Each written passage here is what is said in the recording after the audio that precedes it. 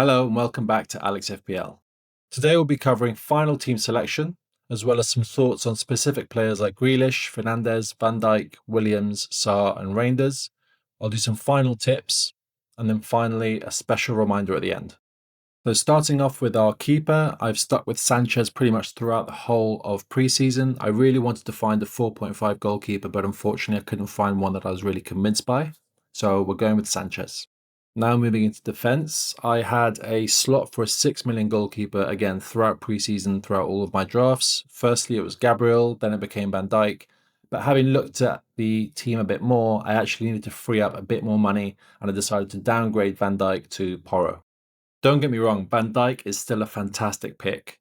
And if I had that 0.5 million extra, I would go for him. But Porro is cheaper and potentially could get you almost as many points, if not the same.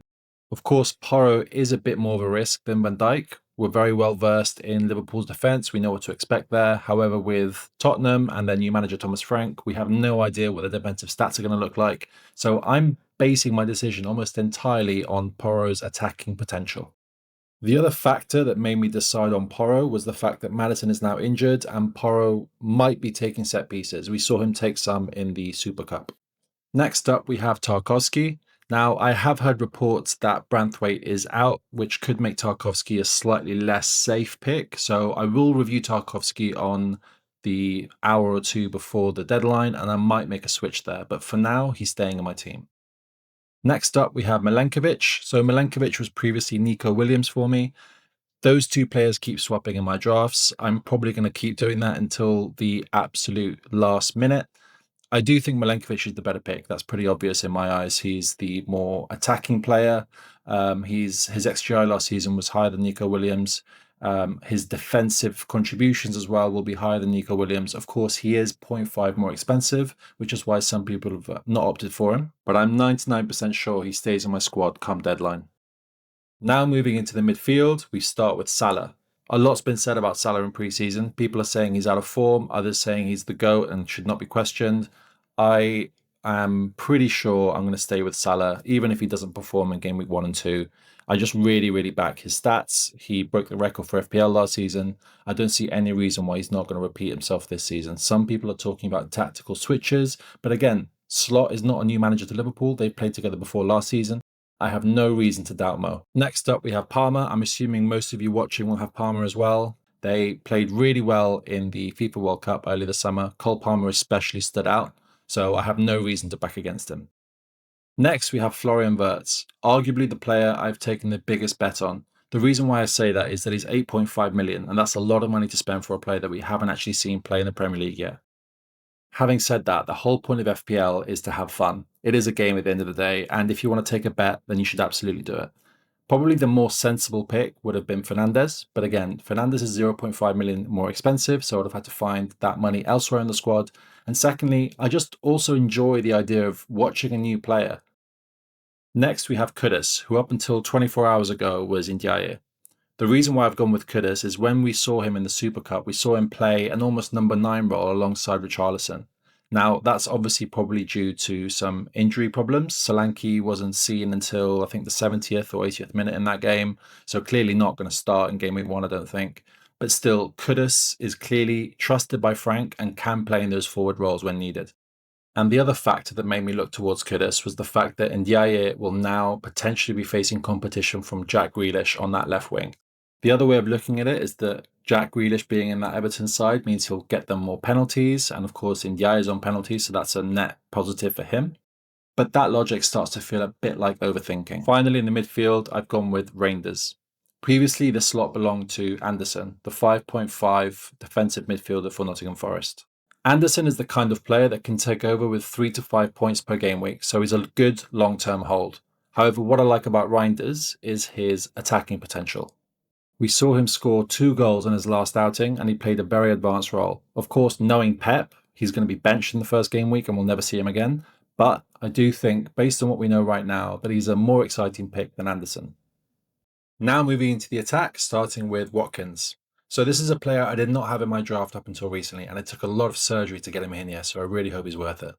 Watkins is nailed, likely on pens, and plays for an Aston Villa side that looked really good last season. I can't tell you how many times Mateta has been in and out of my team when I've been doing these drafts. When he's on form and not struggling with an injury, he can be an amazing FPL asset. The reason I have doubts is, as we covered in the previous video, Crystal Palace will be facing opposition in the Conference League in the midweek before Game Week 2 and Game Week 3.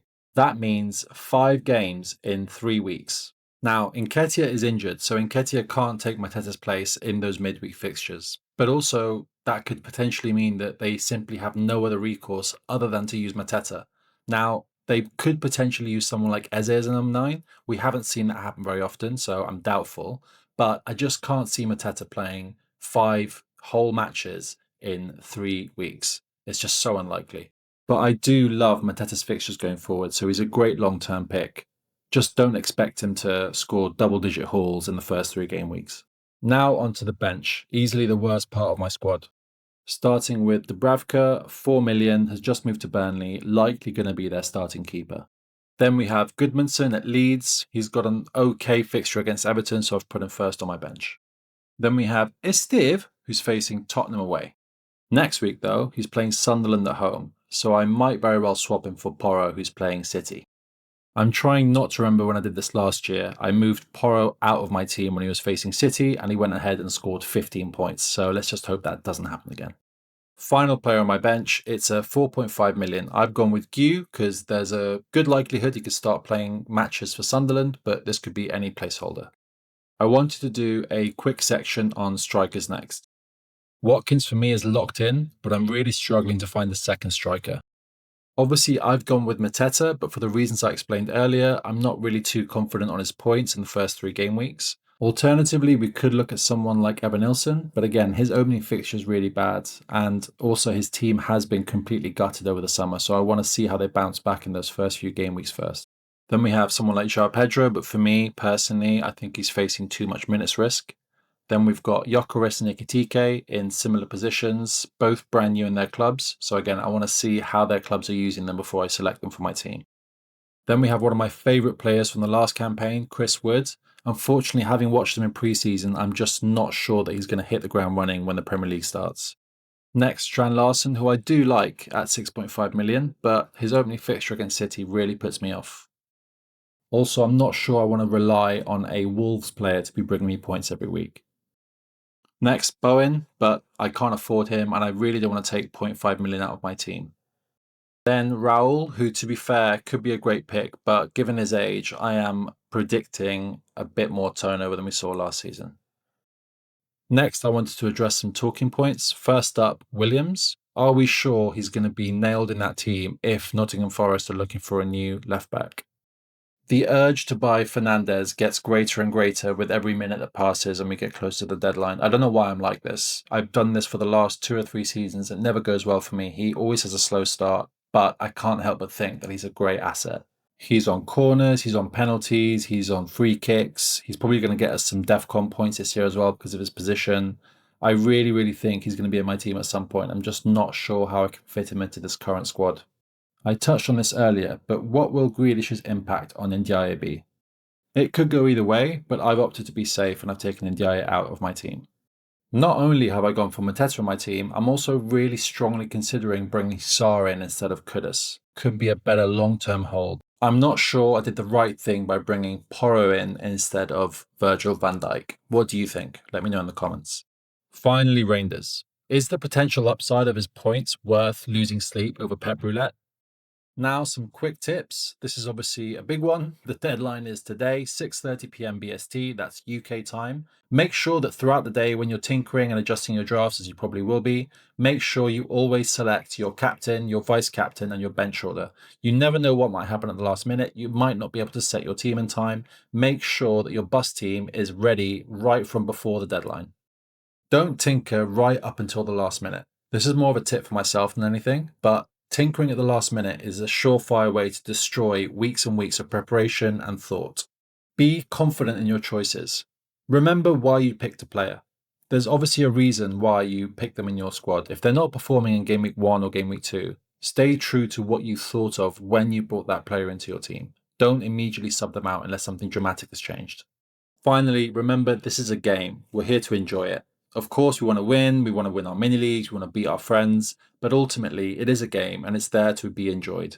But if, like me, you sometimes let it get to you, send me a screenshot of your points and we can have a little cry together. But ultimately, and this is something I want you all to remember when you have a bad game week, you're not bad at FPL. The players are bad at football. Okay, that's it for this video. Thanks for watching. See you on the next one.